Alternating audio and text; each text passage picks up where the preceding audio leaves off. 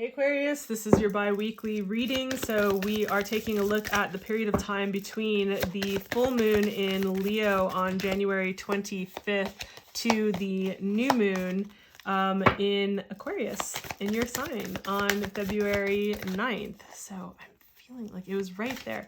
So we're working with the waning phase of the moon. So we're looking at kind of like, I look at it like cleaning house. Like we're releasing and letting go and clearing away the cobwebs and taking a look at what's working and what isn't in a particular area of our life. So, and then we have some advice that comes through with that. So these are meant to be short and sweet readings to just kind of like give us some guidance. 2 weeks is not too long a period of time where it's like we can actually focus and pay attention to what's going on in our lives in a particular area. So I feel like for those of us in a fast-paced world where there's something constantly happening and so much can happen in the span of even 2 days, 2 weeks can seem like a long time, but it's definitely doable. So if you're new here, hi, welcome. I think I might have said that already. These readings, we are focusing on which particular area of your life is being pointed out to you, where you're being directed to focus your time, energy, and attention during this 2 week period of time to work with the energy of the moon in order to best benefit all areas of your life. And that if you were to, like, this would be the area. Like, I'm always looking for the linchpin of what would be the most beneficial, like that would trickle out and like kind of domino out and affect all areas of your life, along with the guidance that we have. So, and I'll explain a little bit more about that as we go, but we are looking at the 12th house for you. So 12th house, it's such a full house. It's such a packed house. It's such a deep house. It's such a hidden house. It's such a secret house. And it is like, this has to do with our mental and emotional health, right? It has to do with our, this is a place that has a lot to do with these really sensitive and hidden parts of ourselves. It can be a place of solace or isolation, depending.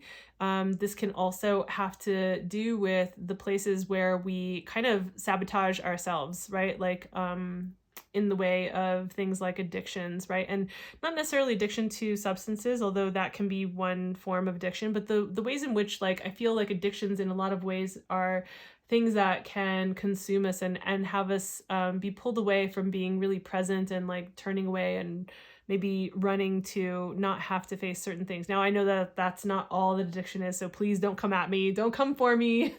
I'm just saying that's part of what can come up with some addictions. But, just the ways in which we check out, right? The ways in which we also numb out for whatever reason that might be. And that can be, binge watching things. That can be like eating, overeating. That can be a lot of different things. So just to say, it's a complex topic, but that can be part of it.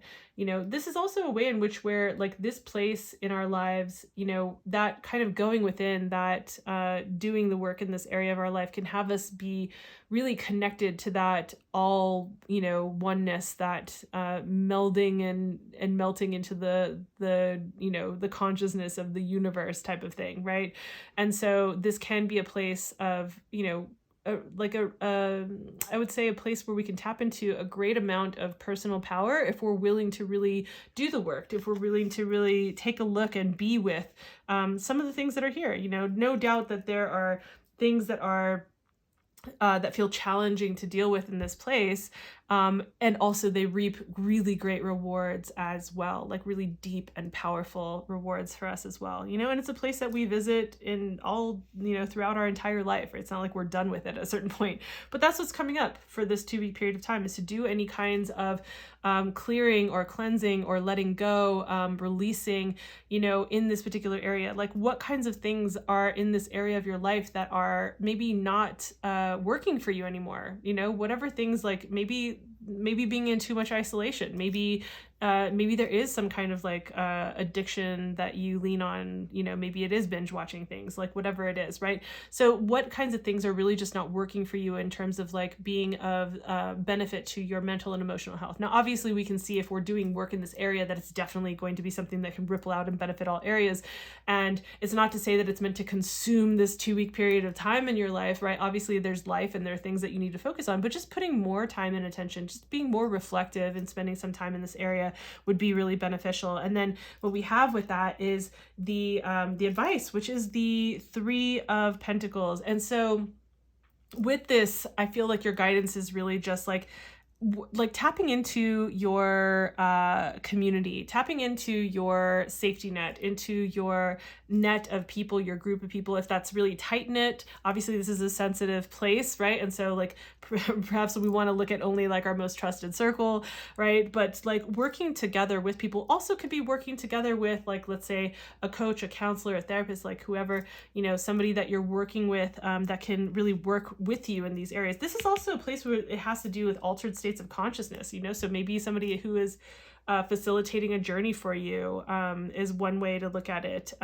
or processing that with some friends, like really dear and trusted counsel, right? People whose counsel you really do trust and feel like they're like grounded and present and really beneficial to help you like process and work through things. But in any case, sometimes just even being inside of community that helps us to feel more alive, more in tune, more present, more in touch, more clear with ourselves, this can be really beneficial. So that's the advice, that's the guidance that I see coming through in conjunction with this particular area of your life. And I do see this as working very well together with the waning energy of the moon, right?